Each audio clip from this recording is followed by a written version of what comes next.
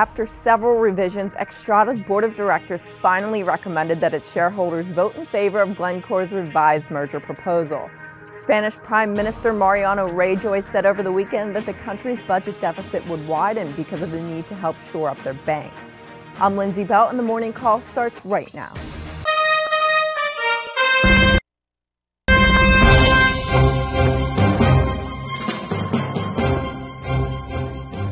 Good morning, I'm Scott Redler, Chief Strategic Officer of T3Live.com. And I'm Lindsay Bell with The Street, and together we bring you the Morning Call Express. The third quarter ended up almost 6% despite the weakness that we saw at the end of the quarter. And it looks like today we're going into the fourth quarter with a positive tone. So how are you getting ready to trade this quarter? I think today's going to be interesting because a new quarter, typically you get new funds. So today, futures are up like 5-6 handles. And money managers, what they do is they get an allotment of funds that they have to put to work. Sometimes they wait, sometimes they just throw it in. So with the choppy/sloppy action we saw the last week or two, it'll be interesting to see if we build on this open or if some people use this opportunity to sell more stock. And I think that'll give us clues on short-term direction here.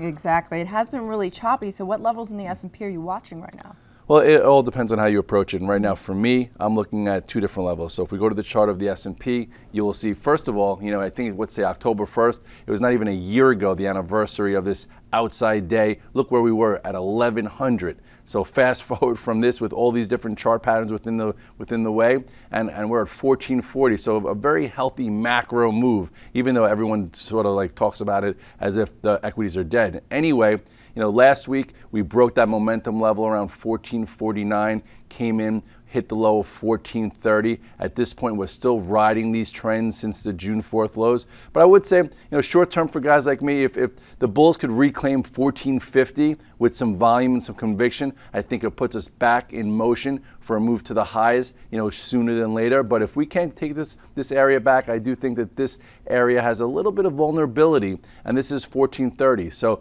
1430 to 1450, this is the new inside range. Traders like myself are trying to think whether we have to jump back on here or can we get a bit more downside probing to hit the 50-day moving average, which is right around 1412, which still would be very, very constructive.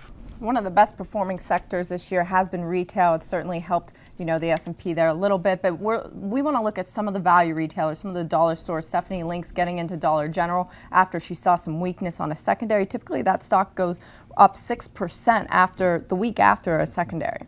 What's good is with Stephanie, she likes to get the stocks that are kind of not on the beaten path. Like we all know that Walmart had a big year, Target's had a great year, Costco has had a great year, even though they're getting a little choppy lately. So if you look at Dollar General, you will see on this chart that it too, had a really nice move from May into the highs here of July, corrected a bit and now starting to reclaim some of its constructive composure. So at this particular point, I would say short term, buying it into this 51 area makes sense. It did try and hold higher, tried to get some momentum, but I guess the secondary brought it down. So I'd say buying a little bit here. It's still above this recent downtrend break. So I would say traders will probably stay with this as long as it stays above 51.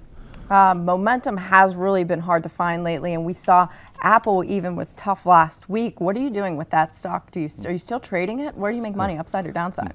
I think I've tried to, for the last month and a half, just be holding it long. And recently I've taken a step back where I'm going to trade it two-way. There's a lot of two-way action here. If you recall, it sliced the 21-day moving average last Tuesday, which was around 581, went all the way down to 560, and then tried to bounce back on Thursday, which was a great trade. And then on Friday, it gave back more than half of those gains, showing you that this is still a very choppy type of environment. For a macro investor, I think you stay the course in Apple. But if you look at the chart here, for traders, we tend to be a little bit more tactical. So here is that upper range that broke. This was the day it broke below the 21-day, came, tested big support, bounced back, got rejected by that 21-day to close near the lows of the day. So I'd watch this area really close. If it starts breaking below Friday's low of 666, I might even look for a cute short. Then you have 560 and change. And again, this level breaks, all of a sudden the 50-day comes into play, and that 50-day right now is around 650. Google's been another stock better for momentum, but we'll talk about all that and more in the long-form version, so stay tuned for that. Hi, I'm Scott Redler, Chief Strategic Officer for T3 Live, and I would like to invite you to join us on October 6th and 7th in New York City for our first annual T3 Live Active Trader Super Conference. The two-day event will focus on what we believe to be the 5 keys to being a successful trader. We will teach you the strategies, tactics, and mindset we take to the market every single day, and you will leave the Super Conference with a personal step-by-step success blueprint. Visit T3Live.com and click on the Education tab on the top of the page and watch preview videos of this event. Seats will fill up quickly, so be sure to reserve yours today. My colleagues and I look forward to meeting you. Have a great day.